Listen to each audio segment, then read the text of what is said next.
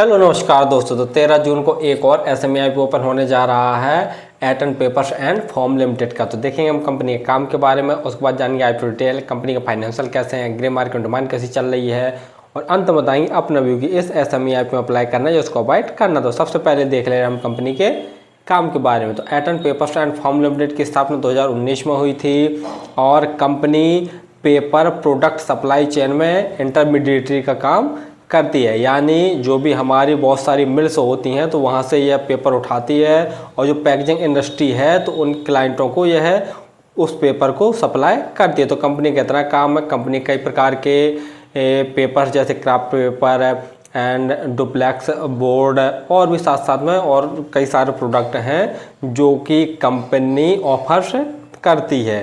तो कंपनी का काम तो आपको समझ में आ गया होगा। और नवंबर 2024 तक कंपनी में सिर्फ 14 एम्प्लॉय काम कर रहे थे, यानी कंपनी जैसा देख रहे हैं बहुत छोटी है। और आईपीओ डिटेल जानने से पहले आप हमारे चैनल को सब्सक्राइब जरूर कर लें ताकि आपको समय समय पर आईपीओ संबंधी जानकारी और एसएमई आईपीओ संबंधी जानकारी मिलती रहे। चलिए अब देख ले रहे हैं आईपीओ की डिटेल के बारे में। आईपीओ 13 जून को ओपन होने जा रहा है, 17 जून तक ये ओपन रहेगा। प्राइस बैंड 91 रुपये से 96 रुपये पर शेयर रखा गया। तो मैं 96 रुपये प्राइस बैंड भरकर इस एसएमई आईपीओ का अप्लाई करना। लॉट साइज 1200 शेयरों का रखा गया। टोटल यूज साइज 31.68 करोड़ का रखा गया, जिसके तहत ये पूरे के पूरे फ्रेशर्स और टेंडर शेयर जारी कर रही है। अलॉटमेंट 18 जून को आपको पता चल जाएगा। यदि आपका अपलॉट नहीं होता है तो 19 जून तक आपके पैसे रिफंड वापस आपके अकाउंट में आ जाएंगे।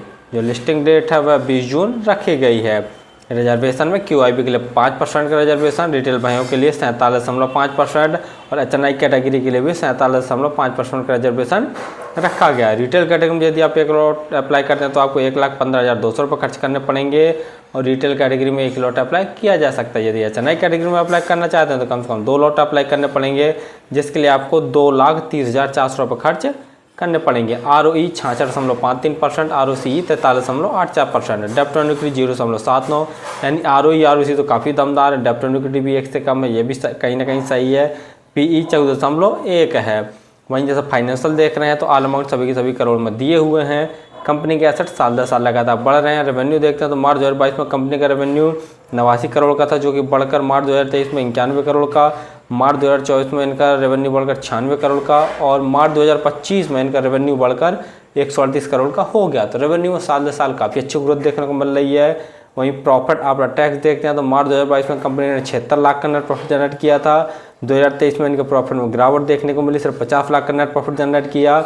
मार्च 2024 में 2.7 करोड़ का नेट प्रॉफिट और मार्च 2025 में कंपनी ने 7 करोड़ का नेट प्रॉफिट जनरेट कर लिया। तो नेट प्रॉफिट में भी साल दर साल काफ़ी अच्छी ग्रोथ देखने को मिल रही है। अगर मार्च 2023 को छोड़ दिया जाए तो नेटवर्थ वो भी बढ़ रही है। रिजर्व कंपनी का मार्च 2022 में 2 करोड़ के आसपास था, जो कि बढ़कर मार्च 2025 में 7 करोड़ हो गया। वहीं बोरिंग कंपनी की मार्च 2022 में 15 करोड़ की थी, जो कि घटकर मार्च 2025 में 11 करोड़ के आसपास बची है। तो ये कहीं ना कहीं थोड़ा सा प्लस है, लेकिन बोरिंग फिर भी कंपनी के ऊपर थोड़ा सा ज़्यादा है। GMP ग्रे मार्केट प्रीमियम जैसा देख रहे हैं तो अभी तक इसी ग्रे मार्केट में कोई भी डिमांड निकल कर नहीं आई है, लेकिन हाँ हो सकता है लास्ट डे तक किसी कुछ ना कुछ डिमांड निकल कर आ जाए। फाइनली हमने देखा कि Eton papers and form limited का मेनली काम पेपर प्रोडक्ट सप्लाई चेन में इंटरमीडिएटरी का काम करना है, यानी कंपनी बहुत सारी मिलों से यह पेपर्स को कलेक्ट करती है तथा जो पैकेजिंग इंडस्ट्री है उन क्लाइंटों को यह उस पेपर को सप्लाई करती है। तो कंपनी का इतना काम है। Company craft paper, duplex board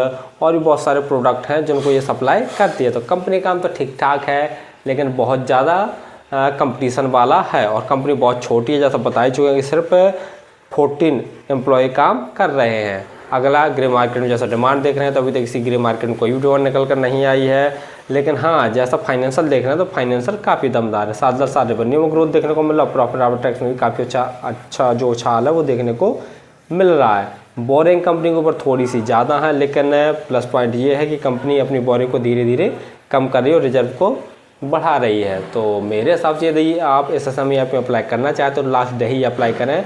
2 चीज़ें ज़रूर देख लें कि इसकी जो ग्रे मार्केट में डिमांड है वो बढ़ के कम से कम 30% जैसे हो जाए, टोटल सब्सक्रिप्शन है वो भी कम से कम 200 गुना से ज़्यादा हो, तब ये सेफली रहेगा एसएमई आईपीओ अप्लाई करने के लिए। फिर भी किसी आईपीओ एसएमई ऐप में अप्लाई करें तो स्वयं का एनालिसिस करके स्वयं के रिस्क पर ही किया करें। धन्यवाद।